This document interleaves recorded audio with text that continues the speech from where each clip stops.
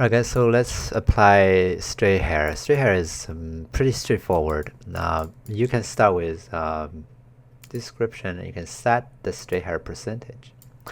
You can say, okay, I'm gonna say 20% of the hair is straight hair.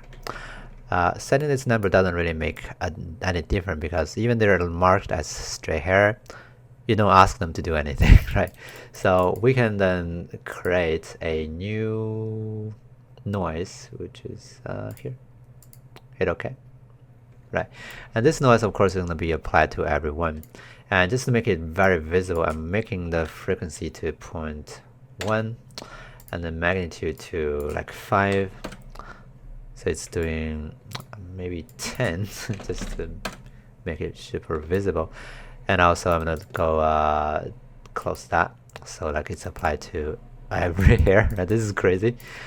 And then I want to say only straight hair will do this. So here in the mask, I'm going to click on the editor. Instead of doing 1, I'm going to say, is this a straight hair? Right, this function returns true if it's straight hair and false if it's not. And then we can use that very generic programming, kind of like question mark and then column thing. Say if it's straight, then we do 1. If it's not straight, we do 0. Apply that. Then only 20% of the hair will do that, right? Cool, because only those 20% is straight hair in this case. All right, this is looking okay, but maybe it's too much. So we can then go back and lower down that magnitude. Okay, but also you can say, well, this is either 0 or 1, right? I want it to be maybe having some mid values. So we can still kind of like advance from this result. We can say, okay, after this result, let's multiply that with a random value. And auto-completion, you can rarely see that in any software like supports like a scripting language. Auto-completion is the first time I see auto-completion in here. Like you don't see that in Houdini, you don't see that in Substance, but it's in here, which is amazing. I like auto-completion because I don't like to remember all these signatures of the function. Okay, so we're gonna go for a random one. We're gonna go from 0 to 1. So now they're multiplying also a random value from 0 to 1. So we're gonna apply that. Okay, you can see now this is more like there are a bunch of straight hairs. Some of those are more straight hair and some of those are not that much straight hair. So that way I have even more variations. Okay, if that makes sense. Now you can see it just feels more fluffier with the newly added straight hair. Okay. All right. So if you want to know more about programming with Xgen, you can go to the help, and there's a whole lot of documentations on how different functions can be used. For example, you can query things like the point, the position of the point, right? The normal direction, and you can do something with those things. Like if you wanted to say, okay, the hair that's more towards the top, the normal direction, which is the one that's going that, right? And those guys will have more clumping, right? Then you can have a lot of fun with that and make the top guys just to clump more, right? And compared to others, like the surface normal, right, at which the primitives being evaluated. Okay, we could actually do that. Yeah.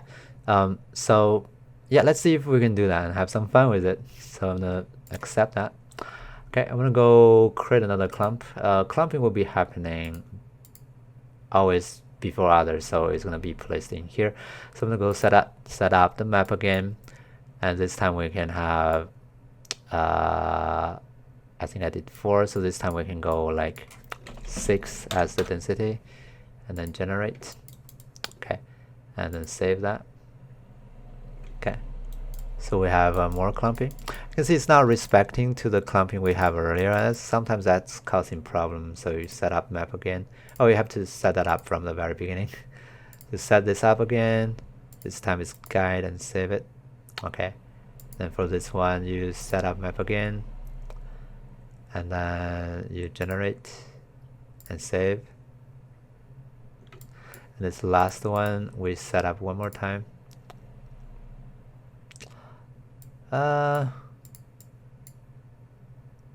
and save this again. I guess we can change that clumping to clumping 1. That would work actually, I think. Yeah, that would work. We're using the clumping setup of the clumping 1 to control clump 3.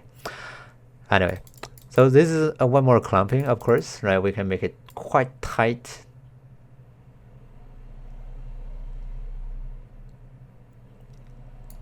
You can see we have really tight, like smaller clumping, right?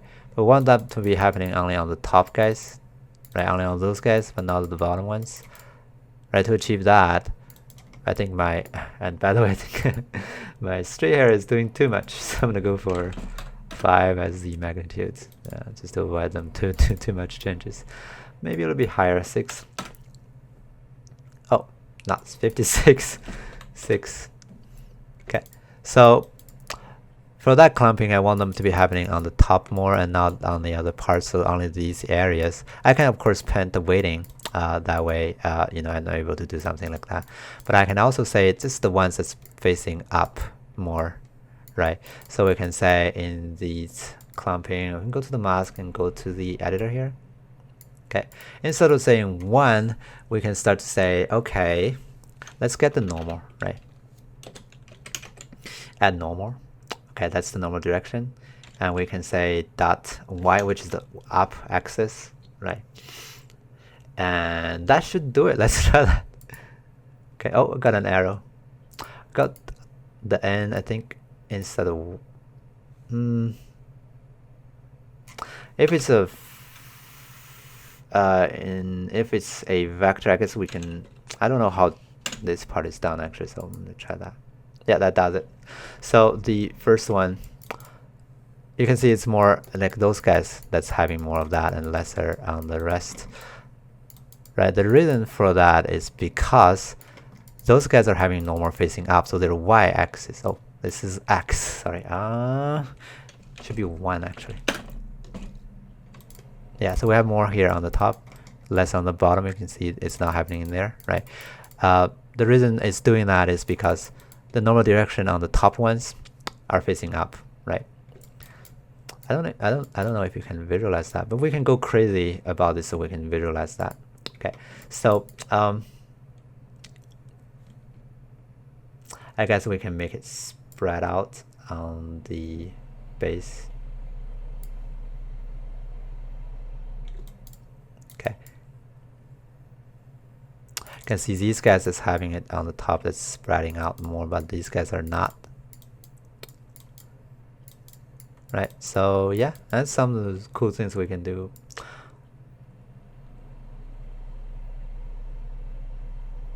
I think they're still having a little bit somewhere here and there. That's because it's not quite cutting to some degree. So we could limit it to something, but I think this is good enough. Yeah. Anyway, yeah, you can use those kind of like coding way to define stuff, or you can hand paint it. There's nothing right or wrong of each solution. It's up to you to choose the one you feel comfortable with. But really, like especially for like recent years, when it comes to like development of animations or games, procedural ways of creating stuff is getting more and more popular. So I really encourage to get you guys to learn something like that.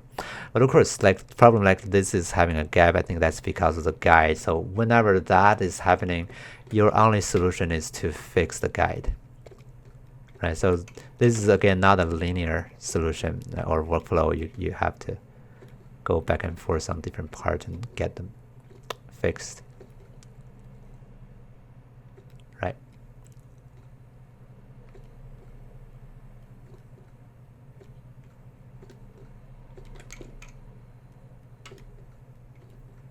Yeah, I guess for the ponytail, you should be able to figure it out yourself, right? Just another description.